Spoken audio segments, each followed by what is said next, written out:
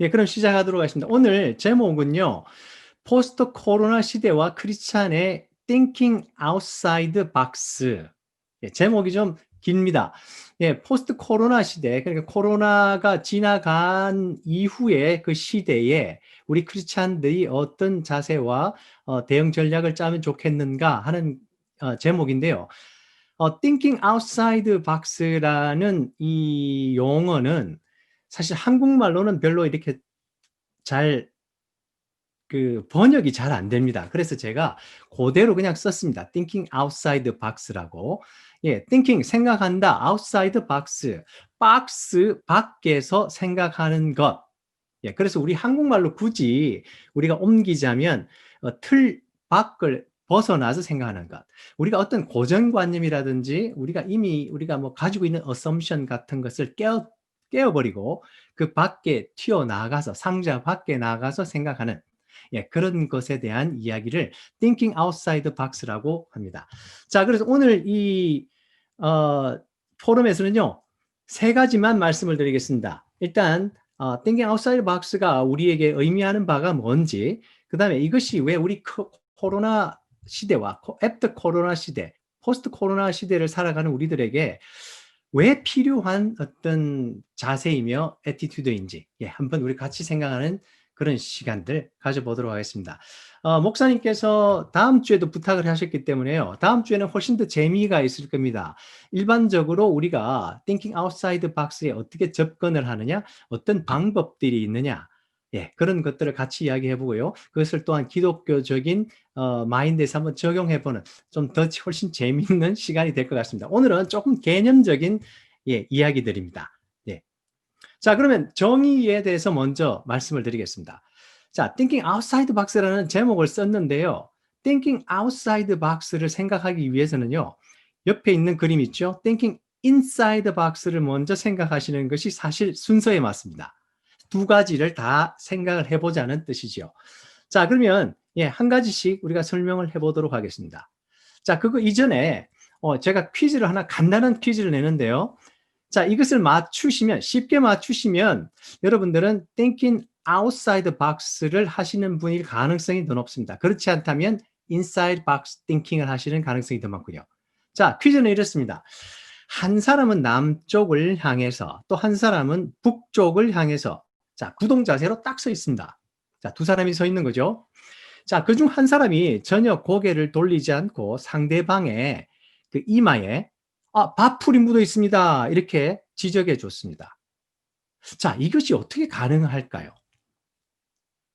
제가 그냥 몇 초만 드리겠습니다. 많은 시간은 드릴 수 없고요. 지금 말해요?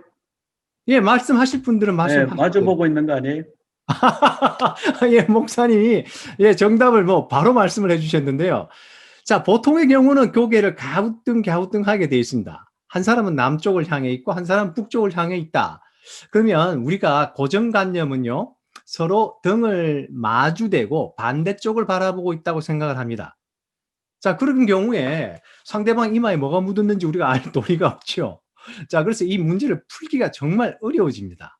그렇지만 우리가 그 고정관념을 깨고 지금 목사님처럼 마주보고 있는 거 아니에요? 이렇게 말씀을 하시면 이것처럼 쉬운 문제는 사실 없는 겁니다. 자, 이런 우리가 가지고 있는 고정관념을 깨는 것. 이것이 하나의 어떤 thinking outside box. 자, 틀 밖에서 생각하는 것, 박스 밖에서 생각하는 것. 자, 이런 것이 되겠습니다. 자, 한 가지 더 한번 내볼까요? 예, 또 쉬운 퀴즈입니다. 쟁반 위에 과일들이 8개가 있습니다. 자, 맛있는 과일들이 8개가 있죠. 그래서 사람도 8명이 있어서요, 한 개씩 나눠주기로 했습니다. 자, 8사람에게 과일을 하나씩 나눠주는데, 문제는 다 나눠주고도 쟁반 위에 과일이 여전히 남아 있도록 하려면 어떻게 나눠주면 되는가 하는 문제입니다. 솔직히 저는 이 문제를 못 풀었어요. 한참을 생각해도 모르겠더라고요. 자, 혹시 아시겠는 분, 답을 안다고 생각하시는 분은 뮤트를 풀고 대답하셔도 됩니다. 답이 맞는지는 모르겠는데요. 그걸 예, 쪼개서 나눠주면 되지 않을까요? 쪼개서 나눠준다. 쪼개서 나눠주는 거하고 쟁반이 과일이 남아 있는 것. 그러니까 한 개씩 다 안 준다 이 말씀이신가요? 아, 한 개씩 줘야 되는 거예요? 예, 예, 여기서 조건은 한 개씩 줘야 됩니다. 아, 예, 예. 이제 우리 thinking outside the box를 너무 많이 하셨습니다. 예. 주고 다시 담으라고 하면 됩니다. 주고 나서 다시 담아라. 예, 다시 콜렉팅을 한다. 정말 대단한, 예, thinking outside the box네요. 예. 자, 그런 여러 가지가 있는데요. 시간을 우리 절약하기 위해서 또 그 중에 한 가지 방법은 뭔가 하면요. 한 명씩 다 주고 나서 한 개가 남잖아요. 8번째 사람에게는 쟁반채로 그냥 주면 된다는 겁니다. 자, 7명까지 줄 때는 한 개씩 주고요. 쟁반 안에 하나가 남았을 때 쟁반채로 그 과일을 남은 8번째 사람한테 준다는 거죠. 자, 이런 식으로 우리가 사실 알고 보면 너무 쉬운 일이잖아요. 근데 이런 생각을 하는 게 우리의 고정관념이라는 것이기 때문에 항상 생각의 틀이 있기 때문에 그런 과정을 깨어내기가 사실 쉽지가 않다는 겁니다. 저도 이 문제를 못 풀고 한참을 고민하다가 정답을 보고야 아하 하고 말았습니다. 자, 이런 것들이 하나의 어떤 예가 됩니다. 자, 우리의 틀을, 생각의 틀을 뛰어넘는 것, 나가는 것, 그것이 thinking outside the box라는 이야기입니다. 자, 이런 thinking outside the box를 이야기하기 전에요. thinking inside the box. 지금 우리 이 문제를 주로 못 푸신 분들, 저 같은 사람들. 자, 그런 사람들은 우리가 inside the box thinker일 가능성이 많은데요. 자, 이런 경우는 우리가 주로 이제까지 해왔던 전통적인 방법을 고수하는 분들이 많습니다.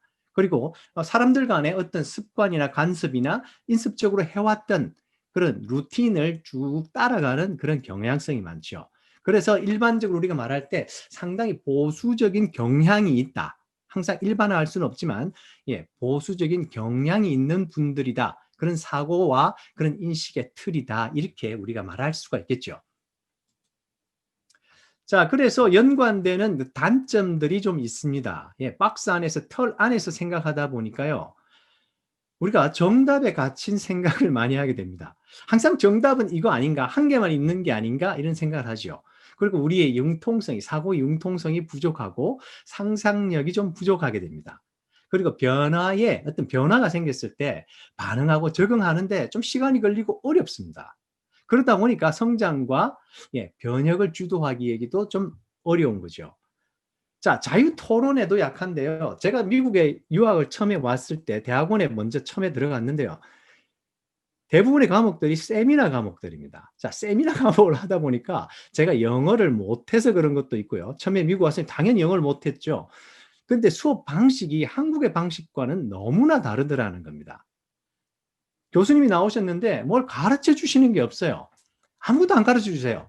그냥 집에서 뭐 책 몇 챕터 읽고 오라 그러고 이제 수업 시간에 들어가면 그 주제에 대한 질문 몇 개만 딱 준비해 갖고 오세요. 질문 몇 개만 준비하고 자, 너희들끼리 이제 토론해라 이겁니다. 그래서 주로 이제 2시간 반, 3시간 그 수업을 일주일에 하는데 어떨 때는 저 같은 경우는요. 3시간 동안 한마디도 못 하고 나오는 경우들이 있었습니다.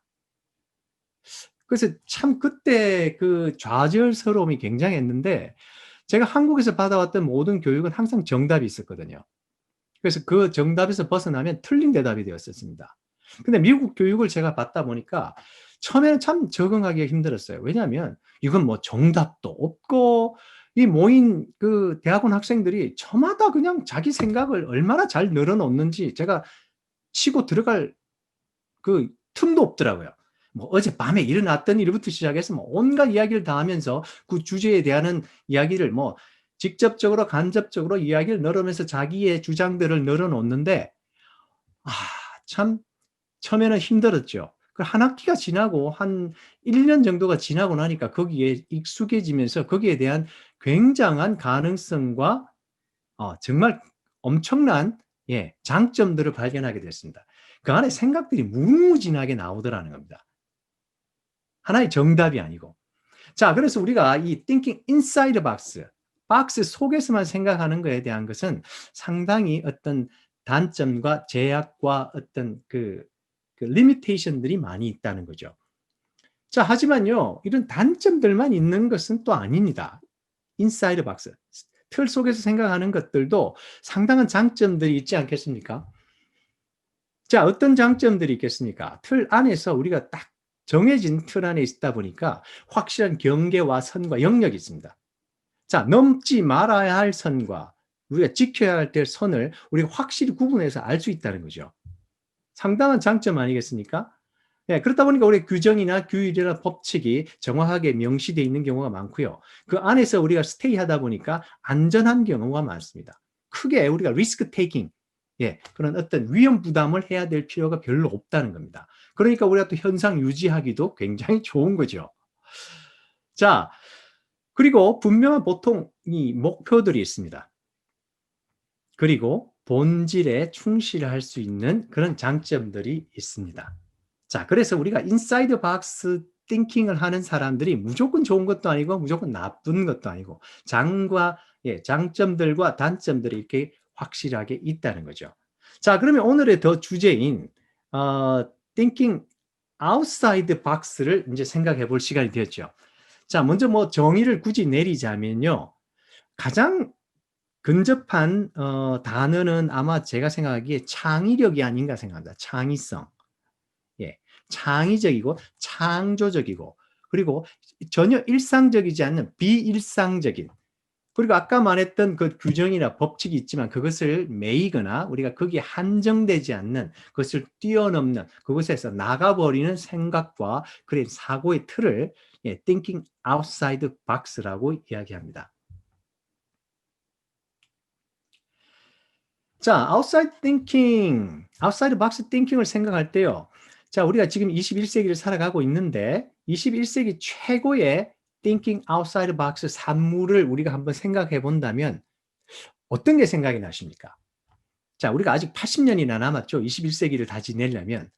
하지만 지금 우리가 2020년, 20년을 살았는데 21세기에서 그동안 정말 이건 대단한 발명품이다. 인류의 역사에 획을 끊는 하나의 산물이 아닌가.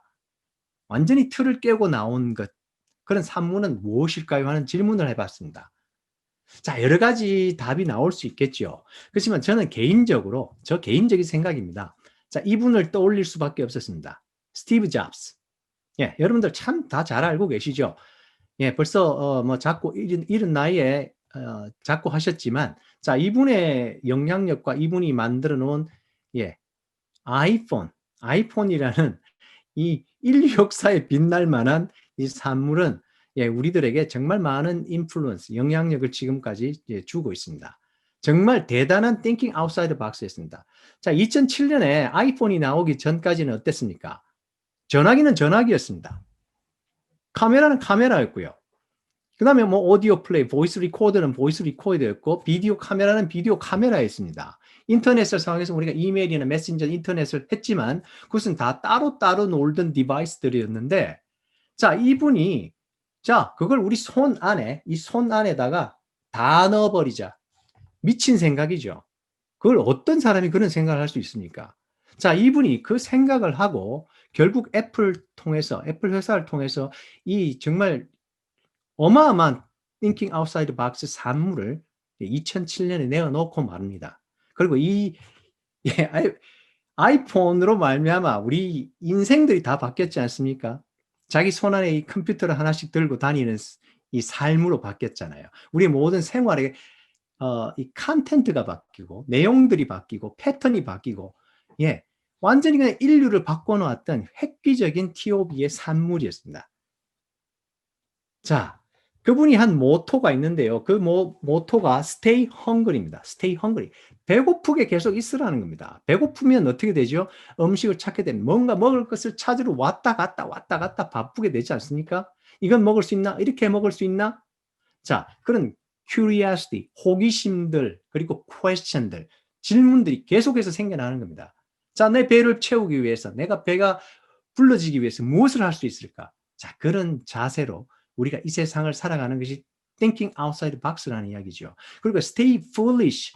foolish라는 거는 좀 어리석은 거, 바보스러운 거. 자, 어떤 의견이든 어떤 아이디어든 좋다는 겁니다.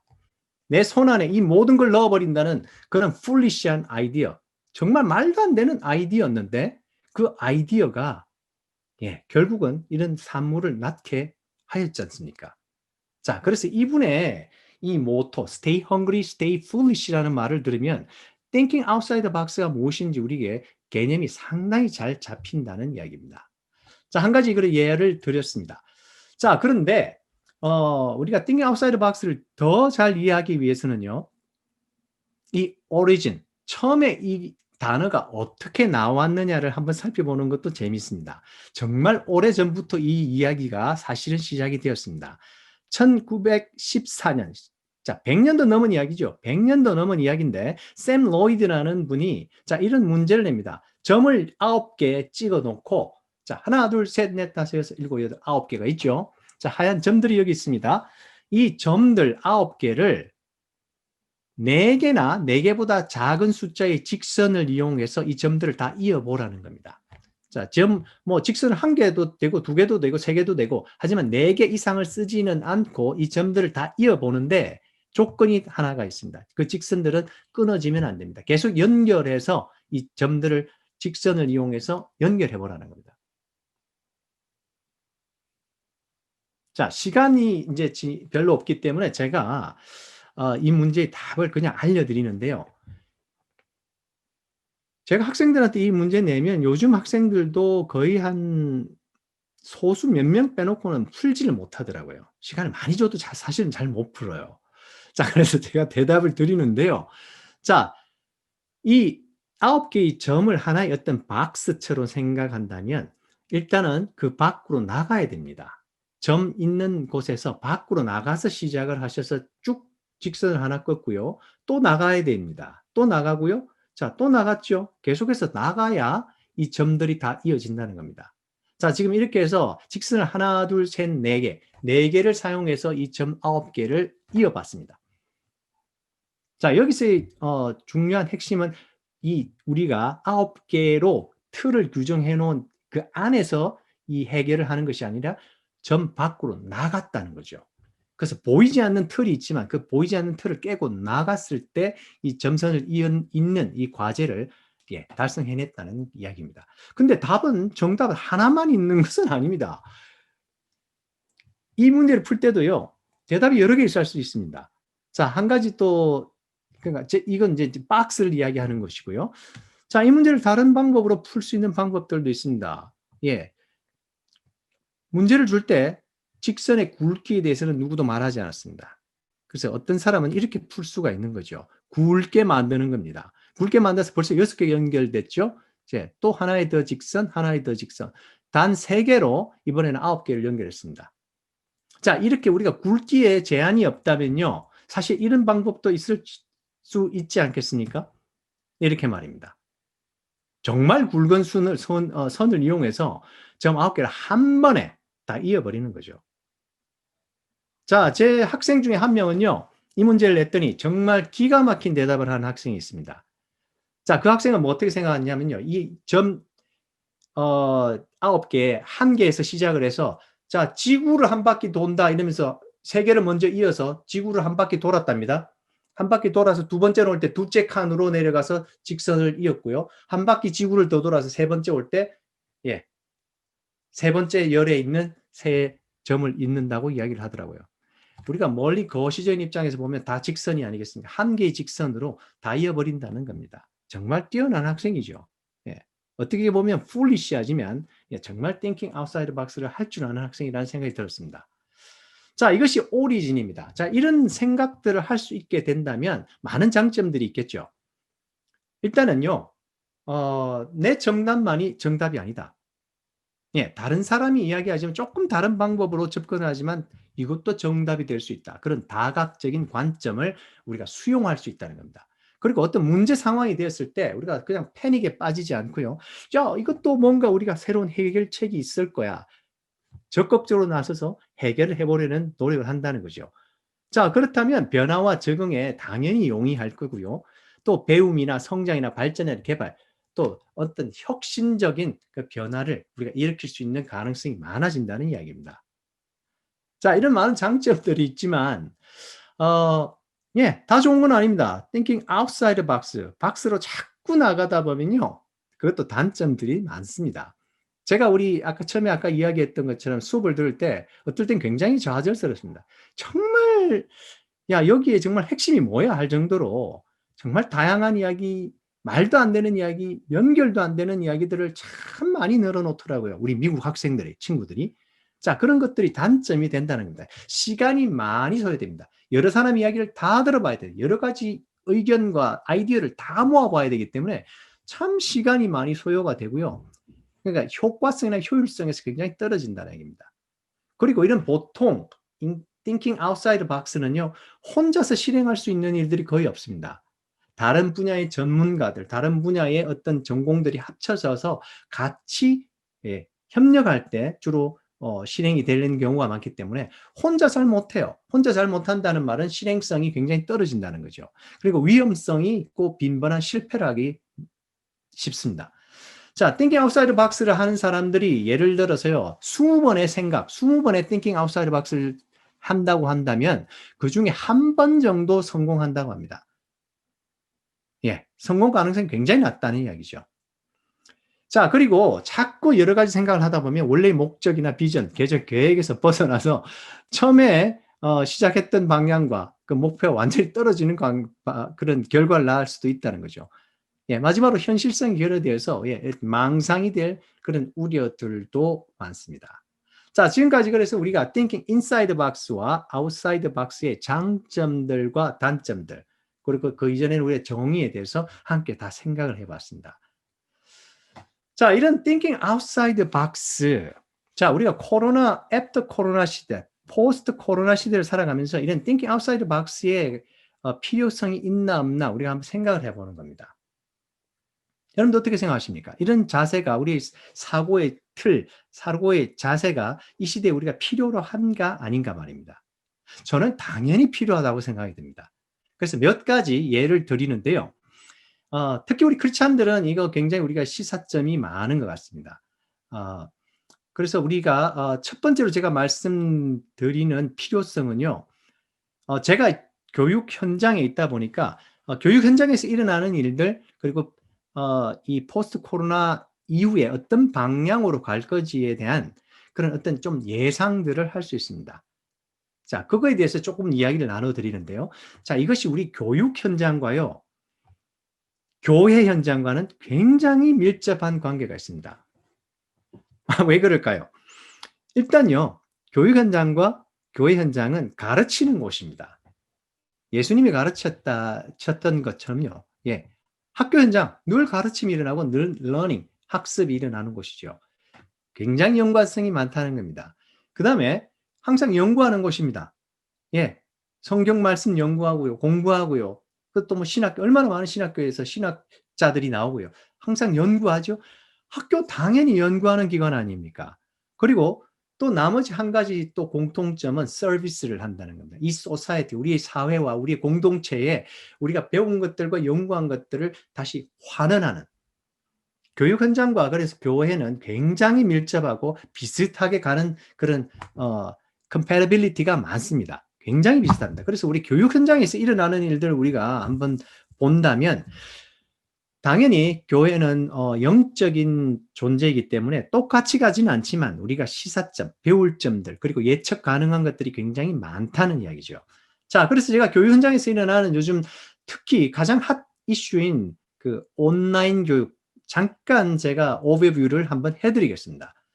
자, 미국 대학들 요즘 정말 큰 변화를 겪었습니다. 뭐 대학뿐만이 아니죠. 초중고 다 똑같지만 참 엄청난 변화를 겪었습니다. 그중에 가장 핫한 것은 역시 온라인입니다. 온라인 교육. 자, 온라인 교육의 역사를 한번 보면요. 미국에서는 1982년에 지역적으로 우리 여기 산디에고에 가면 라호야 있지 않습니까? 거기에 웨스턴 비헤이비럴 사이언스 인스티튜트에서 지역적인 어떤 온라인 교육을 처음으로 실시했습니다. 벌써 오래전의 이야기, 한 40년 가까이 된 이야기 아닙니까? 정말 오래됐습니다. 그렇지만 본격적으로 인터넷을 사용해서 미국 온라인 교육이 이루어진 것은요. 여러분들 잘 기억하시리라 생각됩니다. University of Phoenix 1989년에 자, 온라인 대학이 처음으로 그때 나왔죠. 자, 우리들 그때 다들 교육자들도 그랬고요. 일반인들도 그랬습니다. 아유, 정말 이상한 저 대학이 기관이 나왔네. 뭐 캠퍼스도 없고 그냥 건물 하나씩 세워놓고 인터넷으로 온 전국에서 수업 들으라는 게 이 말이 되는 소리냐? 예, 저도 그 당시에 이 교육 아니다. 저건 장사하려고 하는 것이다. 손가락질을 많이 했습니다. 자, 그런데 점점 그것이 왕성해지더니 2010년에는 유니버시티 오브 피닉스 한 대학에, 그 온라인 대학에 47만 명이 등록을 했습니다. 물론 그 이후로는 계속해서 내려갔습니다. 왜 그럴까요? 다른 학교들도 예, 미국의 많은 학교들이 온라인을 시작해버린 거죠. 그러니까 당연히 유니버시티 오브 피닉스의 독과점이 지나가 버린 거예요. 그 시대는 지나가 버린 것이요. 거기다가 유니버시티 오브 피닉스에서 그 제공했던 그 강의들이요, 상당히 사실 좀 질이 안 좋았습니다. 양질은 아니었습니다. 그래서 뭐 로스도, 소송들도 많이 들어가고 그런 문제점이 많았었죠. 아무튼 온라인 시대가 그렇게 시작이 되어서 본격적으로 시작이 됐습니다. 한국 같은 경우는요, 한국사이버대학 2001년에 시작했습니다. 그리고 이건 뭐 우리 기독교계에서는요, 제가 정말 존경하는 우리 목사님 중에 한 분, 자꾸 하셨지만 하용조 목사님, CGN TV가 2005년에 나왔죠.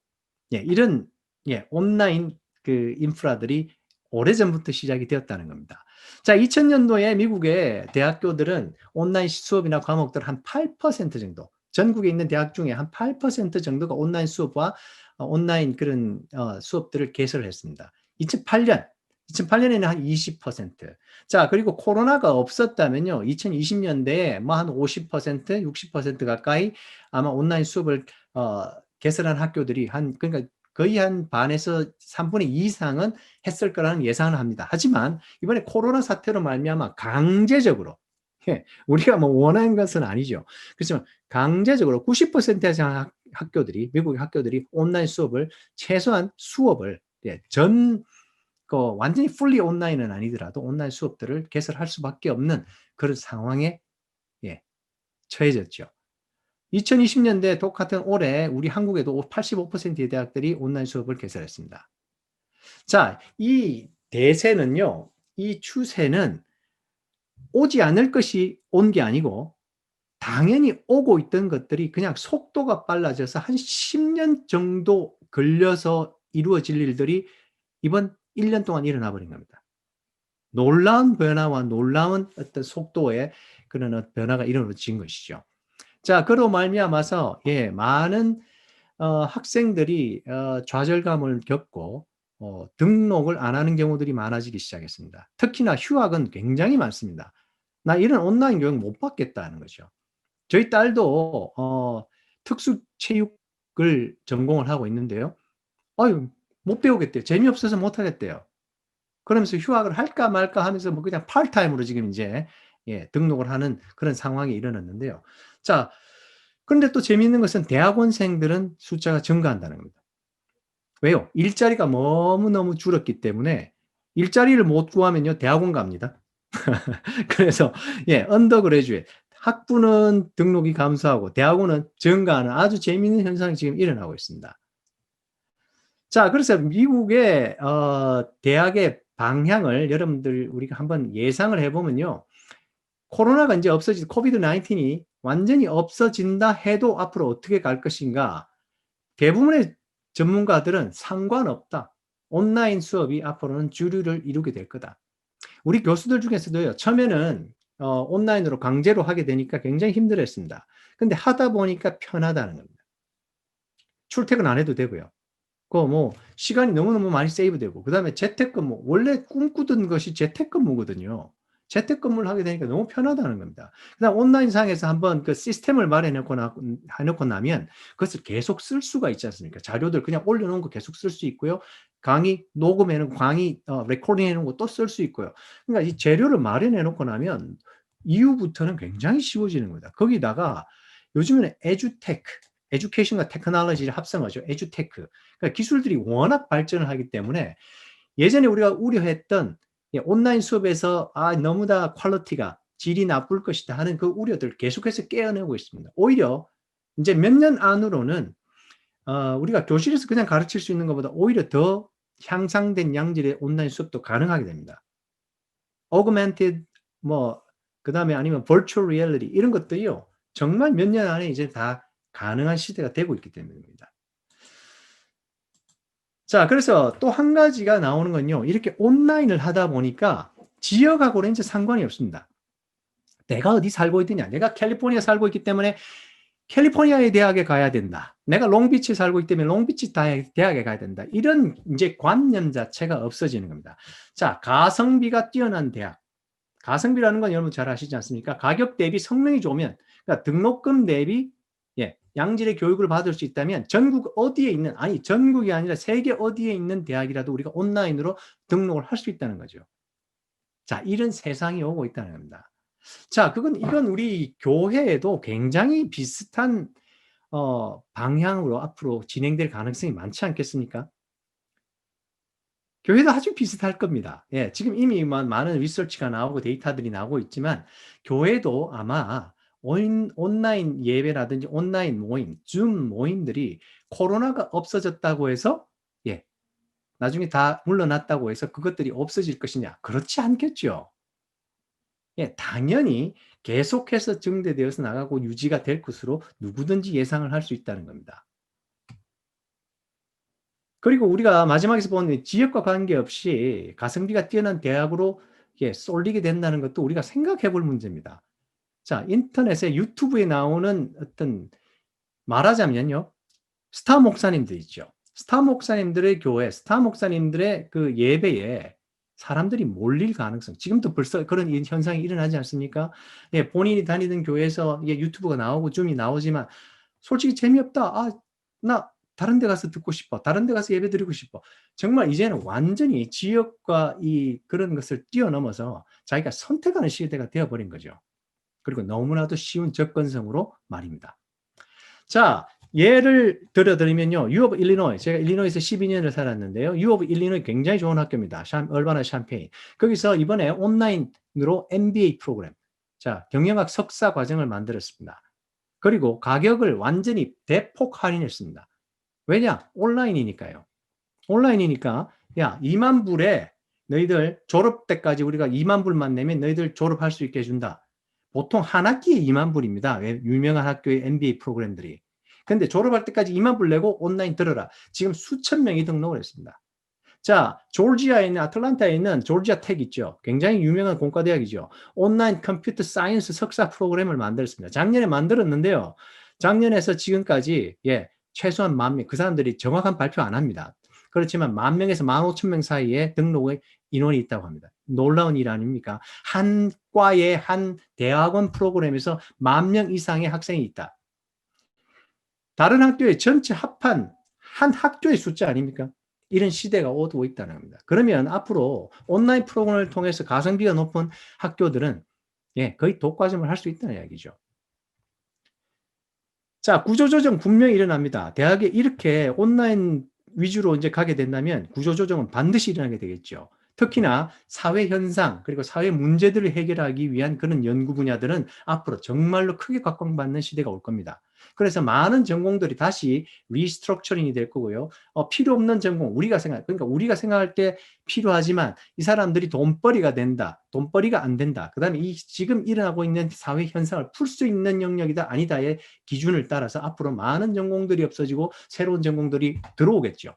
이런 구조조정은 내용적인 측면의 구조조정은 불가피하다는 겁니다. 하지만 또 재밌는 게 있습니다. 이것이 또 우리 기독교인들에게 많은 시사점을 주는데요. 그럼에도 불구하고 AI가 발달되고 컴퓨터를 우리가 메인테인하고 컨트롤할 수 있고 프로그래밍 할 수 있는 세대지만 그것보다 더 중요한 것은 관계 교육이다. 그리고 감성 교육이다. 이런 중요성들이 더욱 부각이 된다는 이야기입니다. 우리가 기계를 다룰 줄 알지만 사람을 다룰 줄 모르는 세상이 되었지 않습니까? 우리 학생들 제 레크레이션 분야에 사람을 다루는 분야인데 소셜 포비아를 가진 학생들이 상당히 많습니다. 나가서 사회를 보라면 나가서 무슨 그룹 액티비티를 하라 그러면 그냥 패닉이 오는 학생들이 있습니다. 한 번도 안 해봤다는 얘기입니다. 항상 컴퓨터만 들여다봤기 때문입니다. 자, 이런 온라인상에서 이런 문제들은 앞으로 더 큰 문제로 야기가 될 것이고요. 그러다 보면 인간관계, 그다음에 관계교육, 사람의 감정을 다루는 그런 예를 들어서 카운슬링이라든지 테라피 분야라든지 이런 분야의 중요성은 앞으로 더욱 부각이 될 수 있다는 이야기입니다. 우리 교회에서도 앞으로의 그 방향성에 굉장히 큰 시사점을 주는 이야기죠. 자, 그리고 또 한 가지 더 이야기한다면요. 이제 대학은 자꾸 인기가 떨어지고 있습니다. 질문이 나옵니다. 대학에 진짜 가야 됩니까? 이런 질문이 나오게 됩니다. 자, 그동안에 특히 한국은 더 하죠. 그리고 미국에도 유명한 대학들은 굉장히 이게 중요한 건데, 네트워킹, 대학의 선후배, 그리고 자기들 동창들, 학연, 이 인맥들이 자신의 그 성공과 지위에 굉장히 큰 도움을 그동안 줬습니다. 그래서 대학에 가는 이유 중에 하나가, 좋은 선생님, 유명한 선생님 밑에 가서, 좋은 프로그램에 가서, 그게 하나, 대학을 졸업하고 나면 하나의 자기의 어떤 그 개런티가 되지 않았습니까? 서로 밀어주고 껴줘주고. 자, 근데 온라인으로 자꾸 가다 보면 이런 것들이 없어진다는 겁니다. 자, 그렇다면, 자, 교육을 제대로 받을 수 있는 곳에만 가면 되지, 특별히 우리가 꼭 대학에 가야 되나? 이런 문제가, 그런 질문들이 생겨나게 됩니다. 그래서 하기보다는 현재 이 세상에 일어나고 있는 문제 해결을 할 수 있는 그런 어떤 실제적인 능력을 가지면 그만 아닌가? 이런 질문이 나오고 대학에 대한 대체 프로그램이 나오게 되어 있습니다. 자, 예를 들면요. 최근에 구글에서 Career Certificate 프로그램들을 만들어냈습니다. 자, 이건 뭔가 하면 구글 같은 회사는 여러분들 유명한 세계 최고의 IT, Information Technology 기업 아닙니까? 이곳에서 직접 IT Support Specialist 같은 경우에 교육을 직접 시킨다는 겁니다. 그럼 이곳에서 CEO들, 그 다음에 중간 계층의 경영자들, 이런 노하우를 가진 사람들, 엄청난 지식을, IT의 지식을 가진 사람들이 직접 가르친다는 겁니다.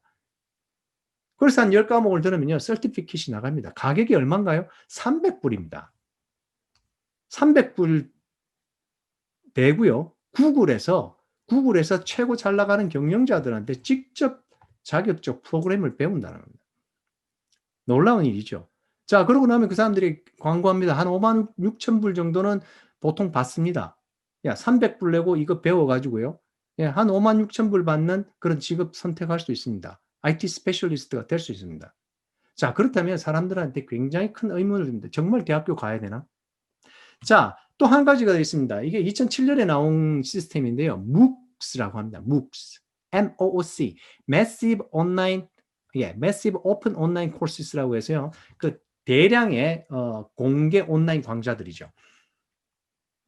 자, 이건 너무 재밌습니다. 세계적인 석학들이나요, 산업과 기업 현장에 있는 그런 경영진들, 그 다음에 그 전문가들이 직접 온라인에서 강의를 하는 겁니다.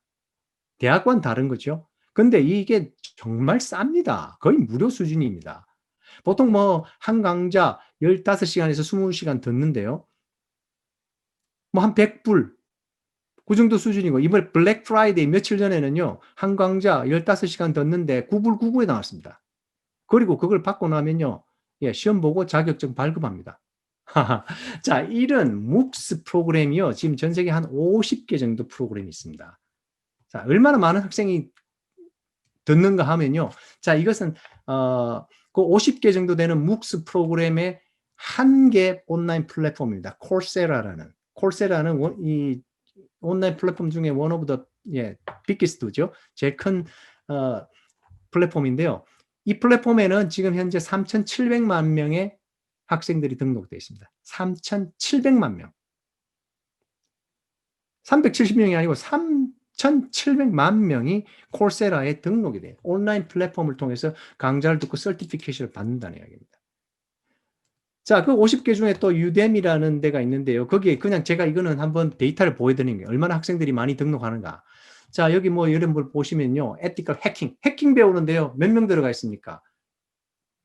700만 명입니다. 700만 명이 여기 코스에 들어가서 해킹을 배웁니다.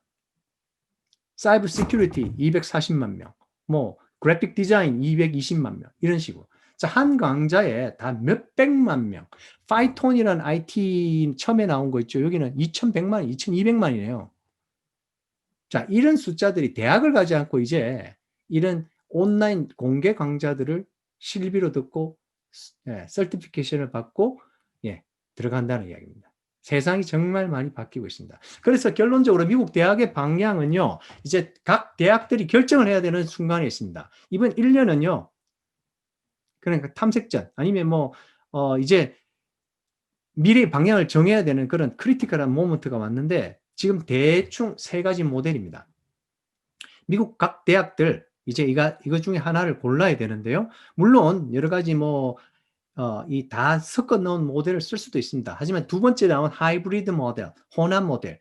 혼합 모델은 on 캠퍼스 모델하고 off 캠퍼스 모델.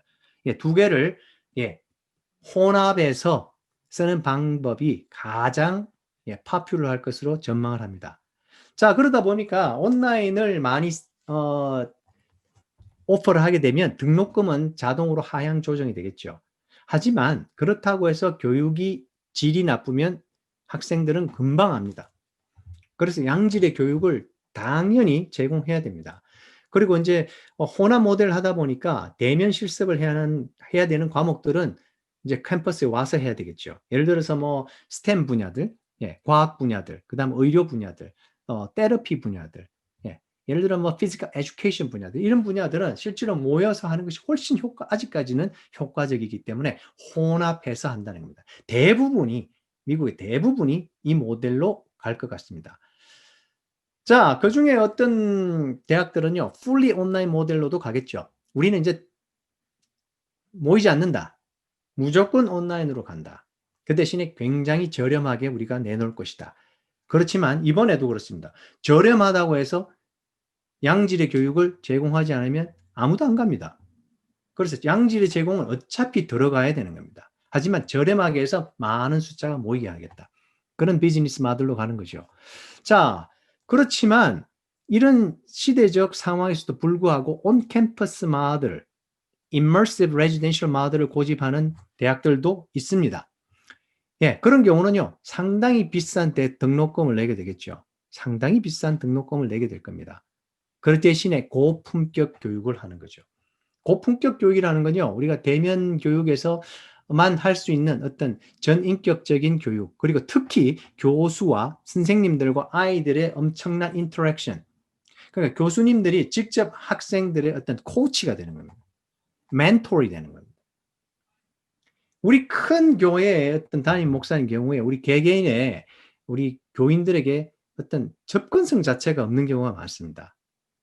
자, 그것을 여기에 대입한다면 고품격 교육, 고품격 목회가 되지 않는다는 이야기죠. 자, 아무튼 이런 세 가지 큰 방향으로 이제 미국 대학은 결정을 해야 되고 자기들이 갈 방향을 결정을 합니다. 이번 학기, 그다음 다음 학기가 그 결정을 하는 가장 중요한 하나의 지금 모멘텀이 되고 있습니다. 자, 그래서 제가 이 미국 교육 시스템의 변화를 통해서 우리 교회들이 가야 할 방향들도 우리가 하나의 인사이트, 우리가 그런 어떤 의미를 한번 생각해 볼 수 있지 않나 하는 이야기를 드렸습니다. 자, 이제 시간이 얼마 없기 때문에 제가 필요성 한 가지 더 이야기를 드리고 결론을 말씀드리려고 합니다. 한 가지 더는요, 우리가 thinking outside the box를 해야 되는 필요성은 시대 상황이 그것을 요구하기 때문이다. 자, 우리가 모두 다 알고 있지 않습니까? 토마스 프리드맨이 BC와 AC를 이렇게 다시 규정했습니다. 코로나 시대 BC, before corona, 그 다음에 after corona, BC와 AC. before Christ, after Christ가 아니고 이제는 다른 코로나로 시대를 구분하는 그런 세대 출현이 되었고, 이것이 새로운 경제 질서뿐만 아니라 우리 모든 삶의 전반에 다른 새로운 보편적인 현상들로 자리 잡았기 때문에 이것을 우리가 new normal이라고 하지 않습니까? new normal. 자, 이렇게 변한 시대에 교회도 변화를 할 수밖에 없다는 이야기죠. 하지만 무조건 하라는 이야기는 아닙니다. 우리가 이 시대에 적응하고 대응하는 것은 새로운 기회에 새롭게 우리가 기독교, 우리 크리스찬들의 본질을 찾고 새롭고 더 발전하기 위한 적응이고 대응이 되어야 되겠죠. 두 번째로는요, 이런 애프터 코로나 시대에는 정말 사회적인 문제들이 많습니다. 코로나 전염병만 문제가 아니고요. 코로나로부터 시작되는 이 경제 침체의 문제라든지요. 또 우리가 근본적인 문제를 환경 문제에서부터 시작하는 분들도 많지 않습니까? 생육하고 번성하라고 했는데 환경이 이렇게 무너짐으로 말미암아 바이러스가 갈 곳이 없으니까 인간들에게 숙주를 찾아서 인간들을 침해하는 것이라 말이 되는 소리입니다. 또한요, 정치 방역을 비롯해서 이 거대한 정부가 생겨나기 시작하고요. 사람들을 컨트롤하기 시작하지 않습니까?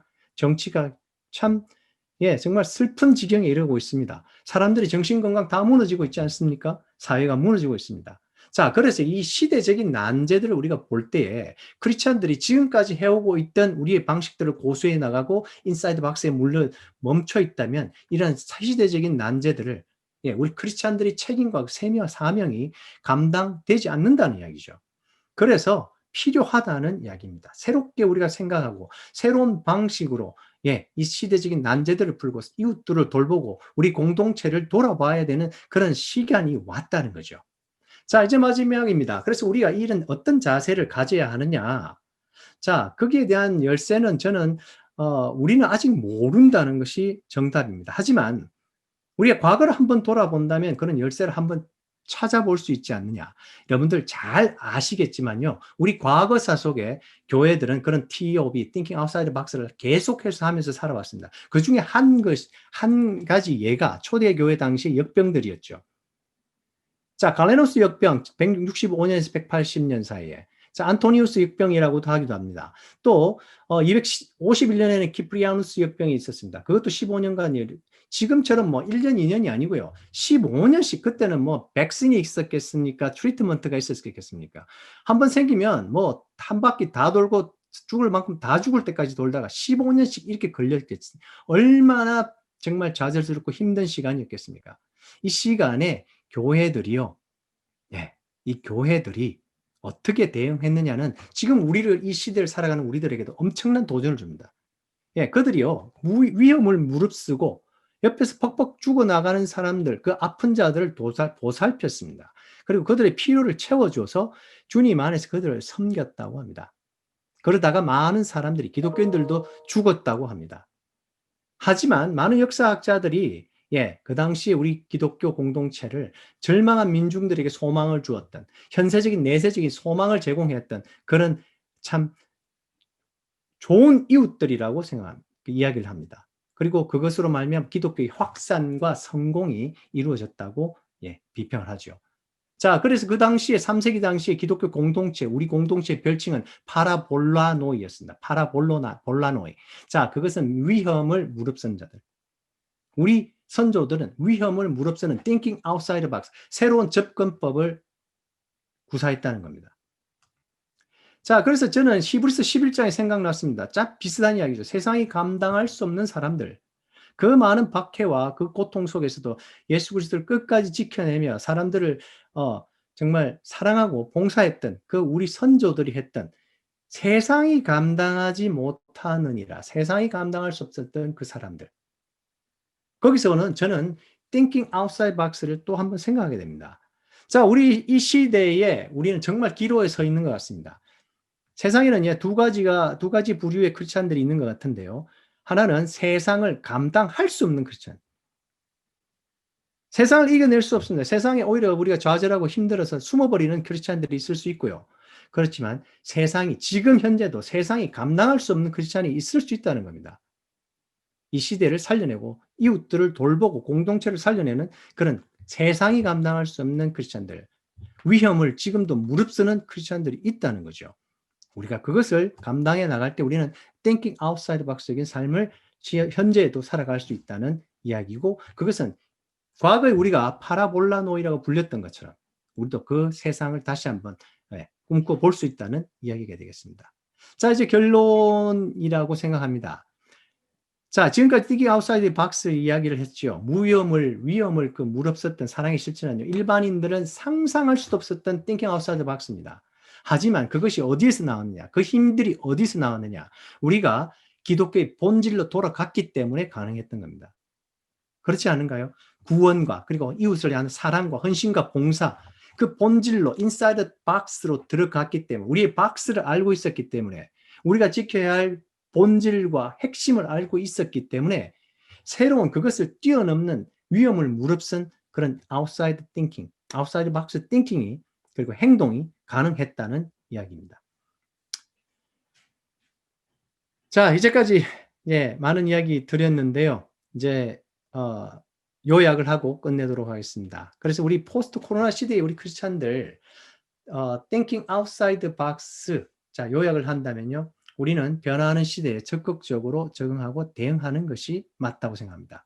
그리고 정말 이 시대에 그 전염병뿐만이 아니고 전염병으로 인해 발생하는 많은 이 시대적인 문제들에 대한 책임과 사명의식이 우리들에게 있다는 겁니다. 우리들에게 사회적인 그리고 공적인 책임과 공동체를 돌아봐야 하는 그 소명과 사명들이 분명히 있다는 겁니다. 그래서 우리가 본질 면에서는 inside box, 우리의 틀을 지켜내야 돼. 방법론에 있어서는 outside box, 예, 그런 삶을 살아갈 때 우리가 현세에도 우리가 파라볼라노이적인 그런 삶을 살아갈 수 있다고 생각이 됩니다. 자, 다음 주에 또 부탁을 하셨는데요. 다음 주에는 상당히 실제적인 것을 우리가 한번 생각하도록 하겠습니다. 그래서 우리가 직접 이 크리스찬들이 이 현세를 살아가면서 thinking outside the box를 할 수 있는 그 능력을 향상시키려면 자, 어떤 방법들이 있을까? 구체적으로 한번 그런 접근법들을 한번 생각해 보는 그런 시간들을 가져보도록 하겠습니다. 지금까지 잘 들어주셔서 너무 감사하고요. 지금 제가 한 55분을 써버렸네요. 자, 5분, 10분 정도 혹시 여러분들 생각과 질문들이 있으시면 함께 나눠주시면 대단히 감사하겠습니다.